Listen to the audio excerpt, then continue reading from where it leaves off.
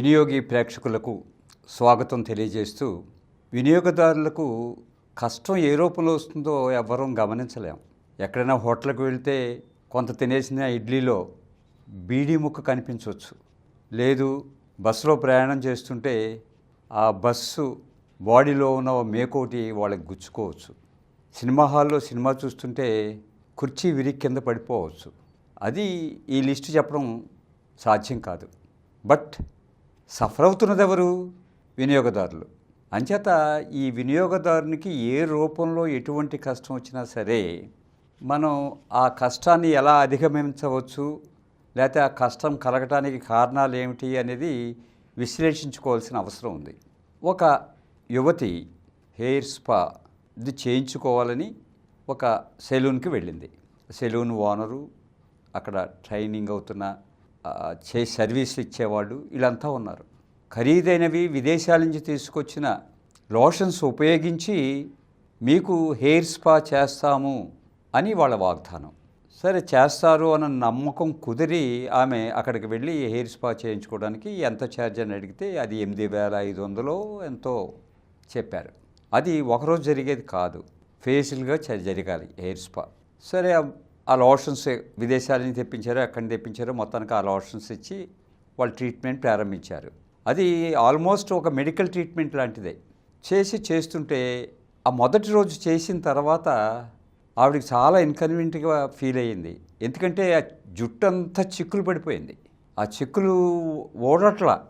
మరి చేసిన గొప్పతనమో ఆ లోషన్స్ యొక్క గొప్పతనమో అర్థం కాల. తర్వాత స్టేజ్లో వెళితే వాళ్ళు కూడా ప్రయత్నం చేశారు ఆ చిక్కులు విడగొట్టడానికి. ఆ చేసే క్రమంలో అంతకుముందు ఏ లోషన్స్ అయితే వాడారో వాళ్ళు ఆ లోషన్స్ వాడకుండా మరి ఏవో లోషన్స్ అక్కడ ఉన్నవి వాడేశారు. ఏది ఏమైనా ఆ ట్రీట్మెంట్ పూర్తి అయ్యేసరికి ఆమె జుట్టు చిక్కులు పడిపోయే ఉంది. అది ఎప్పుడుకు మళ్ళీ సర్దుబాటు అవుతుందన్నది కూడా అర్థం కాని పరిస్థితిలో ఆమె మానసికంగా చాలా ఆవేదన చెందింది. ఎందుకంటే జుట్టు, ముఖ్యంగా మహిళలకి, వాళ్ళకి చాలా ప్రేమ ఉంటుంది జుట్టు మీద. ఆ జుట్టుని చెడగొట్టారు ఈ సెలూన్ వాళ్ళు. కన్స్యూమర్ కమిషన్కి వెళ్ళి ఇది పరిస్థితి, నేను 8,500 ఎంతో కట్టి ఈ హెయిర్ స్పాకి వెళితే నా జుట్టుని ఈ రకంగా తయారు చేశారు అని చెప్పి నివేదించింది. అసలు ఎవరి దగ్గర తప్పు జరిగింది అని మొత్తం విషయాలన్నీ వీళ్ళు సేకరించారు కన్స్యూమర్ కమిషన్ వారు. ఏంటి వాళ్ళు ఉపయోగించిన లోషన్స్ ఏంటి, మళ్ళీ ఏ కారణం చేత ఆ లోషన్స్ కాకుండా మరికొన్ని లోషన్స్ ఉపయోగించాల్సిన పరిస్థితి ఏమొచ్చింది, అసలు అక్కడ ఈ సర్వీసెస్ అందిస్తున్న వాళ్ళు ట్రైన్డేనా కాదా, ఇవన్నీ పరిశీలించిన తర్వాత ఆ సేవలు అందించే వాళ్ళు సరైన శిక్షణ పొందలేదు. ఒకటి, ఈ లోషన్స్ ఎందుకు మార్చాల్సి వచ్చిందో ఎక్కడ సమాధానం రాలేదు. 2, ప్రత్యక్షంగా మనం చూసేది ఏంటంటే ఆవిడ జుట్టు చెడిపోయింది. సో కన్స్యూమర్ కమిషన్ ఒప్పుకుని, కంప్లైంట్ ఏం చెప్పారో అన్నిటికీ ఒప్పుకుని ఆ సెలూన్ ఓనర్కి ₹1,00,000 ఫైన్ వేసి ఆ ₹1,00,000 కన్స్యూమర్కి ఇమ్మని చెప్పి ఆర్డర్ వేసింది.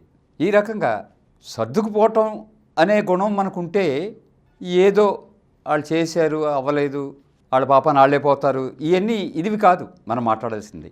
నేను అక్కడికి వెళ్ళాను, ఇంత డబ్బు ఖర్చు పెట్టాను, మంచి సేవలు ఇస్తారనుకున్నాను, ఈ రకంగా చెడగొట్టారు, చేతకాని వాళ్ళు ఎందుకు ఈ అనౌన్స్మెంట్ ఇచ్చి నా జుట్టుని చెడగొట్టాలి, నా జుట్టు మీద వాళ్ళు ఎందుకు ఎక్స్పెరిమెంట్ చేయాలి అనే ఆ ధ్యాస ఉంటే ఈమె చేసినట్టే కన్స్యూమర్ కమిషన్కి వెళ్ళి కంప్లైంట్ చేయాల్సి ఉంటుంది. అలా చేస్తే తప్పనిసరిగా మీకు జరిగిన జుట్టు మళ్ళీ సరిగా వస్తుందా లేదా ఆర్డర్ వల్ల అన్నది కాదు ఇక్కడ కావాల్సింది. తెలియకుండా ఇలాంటి ఎక్స్పెరిమెంట్స్ మన మీద చేసే అలాంటి వాళ్ళకి శిక్ష పడాలంటే మనం కన్స్యూమర్ కమిషన్కి వెళ్లాల్సిందే. మరో ఎపిసోడ్లో కలుద్దాం. ఈ కార్యక్రమం మీకు ఎంతో నచ్చింది కదా. ఇటువంటి మరిన్ని వీడియోల కోసం అనతి కాలంలోనే 20 కోట్లకు పైగా వ్యూస్ సాధించిన సమరం ఛానల్ సమర్పించు సమరం వినియోగి ఛానల్కు సబ్స్క్రైబ్ చేయండి, లైక్ చేయండి, మీ ఫ్రెండ్స్కి షేర్ చేయండి. అలాగే ప్రక్కనున్న గంట సింబల్ని ప్రెస్ చేయడం మర్చిపోకండి.